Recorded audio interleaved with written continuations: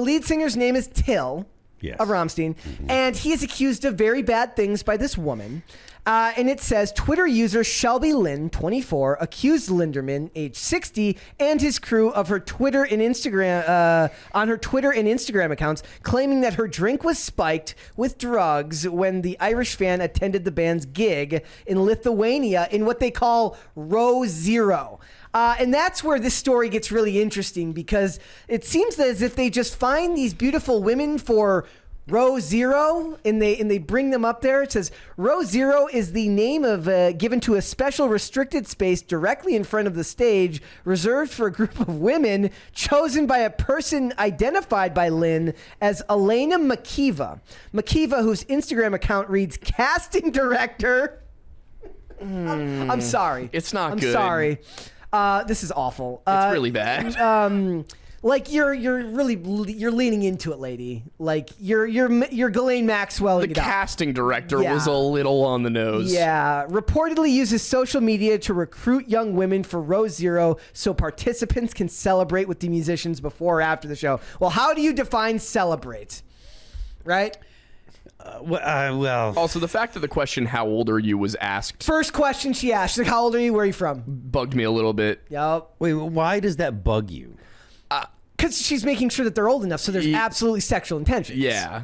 Yeah, but isn't it better than like being like, okay, we're just gonna grab anybody? I guess you have a point there. You shouldn't be grabbing anyone specifically if it's just women. Like, are they bringing men there too? Why? I'm saying, like, is it just specifically for the purpose of sex? Okay, so the purpose of as a person that is in a band and has been around stuff like that, it is not like these women are gonna. Well, I can't speak for them, but it is likely that it was not okay. Backstage, now take your clothes off. Right. It is more than likely these are attractive women. Put these attractive women in a place where the guys in the bands and on the tour can actually interact with them without having other dudes around that are going to take up their time. Because I tell you what, if you're a dude in a band and you want to meet a girl or want to go talk to someone. If you are trying to talk to a girl, there will be dudes that are way more aggressive than any of the girls will be, and they will take up all of your time. Okay. So if the guys in Rammstein are just like bringing them to a place where they can actually talk to them, that's one thing. Yeah. Then you get into a totally different thing of, are they putting stuff in their drinks? Well, that obviously is beyond, it's not even a question, you know what I mean? So here's what she says. Says, Elena Makiva invited her to join on Row Zero. I sent her a message on Instagram last week asking her how on earth to get to the after parties and that I would like to be considered. She asked my age and where I was from, and when I confirmed, she sent me a link to a WhatsApp group. Says, Lynn says she was invited to a party during which she met Lindemann, who wanted to have sex with her. The frontman reportedly acted aggressively when Lynn refused his advances. She suspects that her drink was spiked, and she has no memory of part of the evening and was left bruised after the concert. She also claims to have vomited for 24 hours after the gig. And this is made worse, as we talked about earlier, by the lyrics from his poem. Very bad. I've heard stories, but I don't know the guys, so... So did you have the poem pulled up there that he read? Yes, I can grab it in a second. Sorry, I had her Twitter account pulled up. I was just looking through some of the stuff she said. What's her name again? Shelby Lynn. It's Shelby Lynn 69666. Yeah, the poem thing is that in 2020, I guess a poem that Lindemann released, I read at some point, I like to sleep with you while you sleep, a bit Rofinol in a glass of wine. You can't move at all, and you sleep. It's a blessing. Oh, which is really there's no charitable way to read that. No, not really. That is quite literally, I like to date assault women. Yeah. Like. And what do you like in this case? Like, what do you do? Like, are they even going to be able to prosecute them? He lost his book deal. He had a publisher for a book deal. His publishers pulled out. There's no proof here that he did anything. German speech laws are very different from ours. I don't know. I know politically there's certain stuff that you can get arrested for saying over there. Yeah. I don't know when it comes to this kind of thing how much creative license there is for an artist. But I wouldn't be totally surprised if there is a law in Germany that would allow him to be at least fined or something. But the thing is, this is Or to allow this to be used as evidence. It also says, like, I don't know the actual demographics of the room. It says she suspects that her drink was spiked. Does that mean that he spiked it? Does that mean that how many people were in that room? Like, yeah. So again, putting it on accusing one person is really tough. If she felt like she was assaulted, then obviously right after she should have got a rape kit, you know, just to make sure. And it's one of those things where unless you have evidence, you know, what are you going to do? She's saying that this happened, but she's not even making an accusation against anyone in particular other than, hey, I went backstage to a party and it seems like I was drugged and I was sore afterwards. And that's the information that we have right now. So to blame any individuals, I don't see how you could. Is he held responsible because he's the lead? It could totally just be like, you know, he was hitting on her and she turned him down, and that was the last thing that she remembers. So, you know, I mean, it's an awful situation to be in for her. Especially not knowing and stuff. So, but there are more here. It says Lynn's testimony has triggered more reports, which have revealed that her case could be a part of a systematic process of abuse. The woman says German public broadcaster NDR and Daily, I can't pronounce that, published an exclusive report with more than a dozen testimonies of women who experienced mirror Shelby Lynn. So they're saying there's multiple women who are saying that this has happened. The report uncovers a process to recruit attractive young women. That's obviously what that Makiva lady was doing earlier. Many of them as young as 22 as participants in after-show parties who are reportedly offered alcohol and illegal drugs. I have a problem with being like that as young as 22. It's like, look, you're an adult. Yeah, that's an adult. That like you're a grown up, and you don't get to have this like sometimes I'm a grown up and sometimes I'm not, and that's something that I've seen people doing more and more in these contexts. It's like, oh, this person's, you know, 24, 23, 22, whatever. It's they like, were just 22. Yeah. That's an adult. Like there's that no does not make it okay if somebody violated you. Exactly. But it absolutely, it speaks to the decisions and the situations that you put yourself in. Especially with American culture, you know, we've kind of created for ourselves a little period where you're an adult, but there's still kind of a buffer where we all look at like when you're 18 to 21 where it's like, okay, these people are adults, but they might not have the maturity of an adult with experience in the world. Like we've kind of created a pseudo barrier there. Once you're old enough to go into bars, once you're 21. Yeah, that's what I mean. You know, once you're past that, you have 4 years. Yeah, you can't sit there and be like, oh, it was this young person. It's like, look, that's just trying to add a context that doesn't it's bad enough exist. on its own. It's bad enough on its own. The crime is bad enough on its own. It doesn't need to matter that they're just over the age of 21. The crime is bad. Yeah, exactly. That's what matters. The other thing that's, did you see if it were the like story? as young as 18, then I'd be like, you know, and it's like if you're like, oh, well, you shouldn't go out that late. You're only 21. Oh, look out! It's gonna be all hell's gonna break loose. So you can't have it both ways. You either have to be an adult with agency, and granted, it's arbitrary. These are arbitrary ages and stuff like that, and you may disagree. Brain doesn't stop developing until you're 25. Yeah, you may disagree about when it is, but we do have to make an arbitrary decision, and you cannot have it both ways. Once we've decided on something as a society, like whatever it may be, you can't have it both ways. You have to be like, okay, this is where the line is. This is what we have to work with. You know? Did you see that Al Pacino's got a 29-year-old girl pregnant. And my favorite part of that is they're like he's taking advantage of her. I'm like, he's closer to dementia. It's more likely that the 30-year-old woman is taking advantage of him. Yeah, like I don't know what you're talking about. Is she worth 20, 30 million or whatever? So one of the articles called her a 29-year-old teenager. Huh? I'm not kidding you. Unreal. They're basically conflating as a 25-year-old. I'm insulted. Exactly. It's like you can't make these arguments unless you're going to be able. You're going to accept arguments of you're only 25 years old. You shouldn't be allowed to do this. Yeah. You're only 22 years old. You shouldn't be. No. That never happens. There's never a limiting principle about the agency that someone has when they're at an age if they're looking to do something. There's only a limiting principle when it's someone that's older and it's only a limiting principle when it's a situation where they are talking about their age as a bad thing. Back in the day, I feel like when Anna Nicole Smith was, like that was when they would look at her as the person who was clearly using the old guy for his money. Nowadays, I don't think that same logic would apply. I think that they would treat her as the victim now and say, like, I think society's shifted in that. Anna Nicole Smith too, like that guy was he was not moving fast. That dude was not.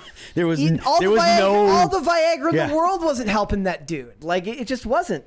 And in fact, there was an episode of, I don't remember, it was at Las Vegas, where this guy basically says, like, he gets out of prison he wins a settlement. He's like 80 years old, and he gets out of prison for like wrongful conviction, gets all this money, and he's dating like a 21-year-old or something like that. And they're both very clearly using she's using him, and he's like this guy's friend goes like, she's using you for your money, right? He's like, good luck, I'm giving it all to charity. He's like, but I'm going to enjoy it while it lasts. Who cares, right? Yeah, like, so this is what it goes on. So Cynthia A, it's a pseudonym, then age 22, remembers a concert in 2020. Well, that was during COVID. Then now they're just breaking COVID protocols if that's going on. Now I'm really upset.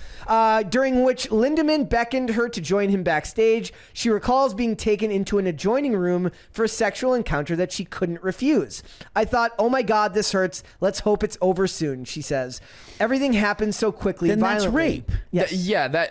Although I am a little confused on the wording there, because the way it's worded makes it sound like she was like, oh, well, I can't say no to this, which I'm annoyed with the journalist at that point.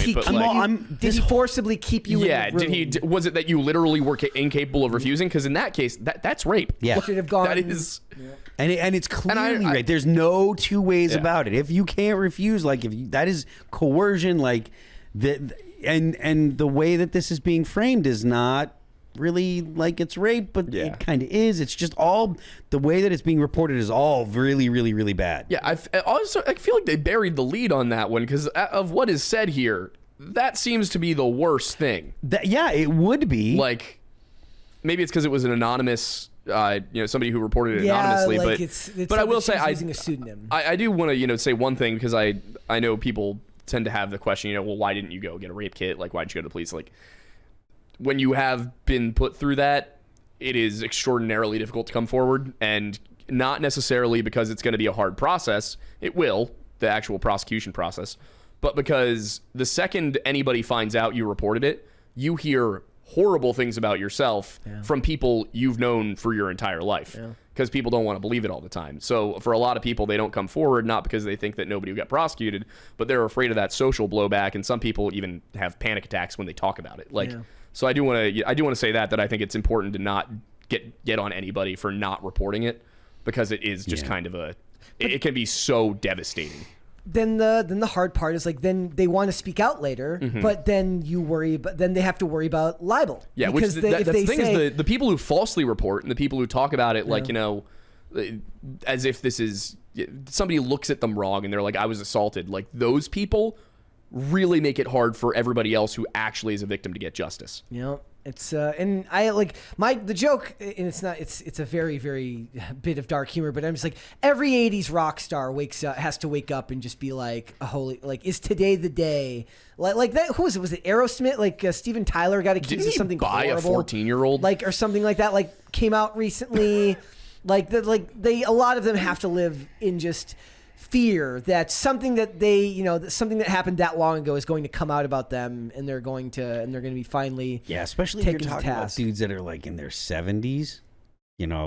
They're like the possibilities. I mean, look at Jerry Lee Lewis or whatever married a 13-year-old, his 13-year-old cousin, and it's like people were talking about that like it was bad, but it's like he still got away with it, and they actually got married. Elvis married what's her name when they were not Priscilla, when she was 14. Yeah, teenagers. No, they didn't marry when they were 14. Like they were dating. She moved there at a very young age. And my point is that I'm not saying that stuff is right, but it is reasonable to say, hey, look, the way that society behaved 50 years ago was different to the way that it behaves today.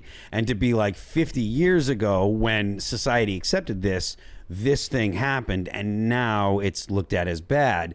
That can be a problem. That's not to say that if there was a rape 50 years ago that the rape is okay. Exactly. It's talking about the way that people looked at consensual relationships. Yep. You know, There's Jerry one song I will Seinfeld. always point people to, which is that there is a song from the 1980s by the band Winger called 17. yeah, she's only 17. And the entire song was written by a 27-year-old about hooking up with a 17-year-old. Yeah. Like, things were different. I'm not saying that was okay, but things were different. The things you could just openly say, like... Well, I mean, whether or not it's okay is really something that... Because 17 would have still been, in most states, would have Yeah. still been a legal age of consent. Yeah, So it's it's a little creepy, though. Then it's the question of where your morality Yeah. lies, and not a question of And- whether it was legal or not. and when and what and the time that's going on, you know, because nowadays it's like people are like, yeah, that is kind of creepy, but like, you know, 30 years ago, people weren't like, oh, that's creepy. It just wasn't thought of as creepy. Look back at the then. way that they treat male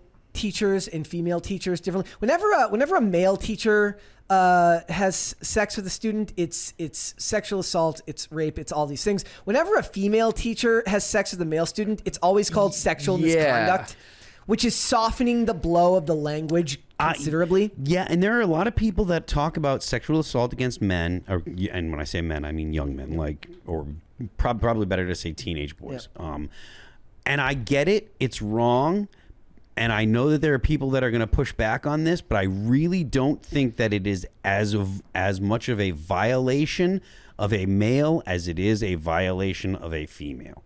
Right? Like if a 25-year-old woman has sex with a 16-year-old boy, it is not the same type of violation that a 25-year-old man having sex with a 16-year-old girl would be.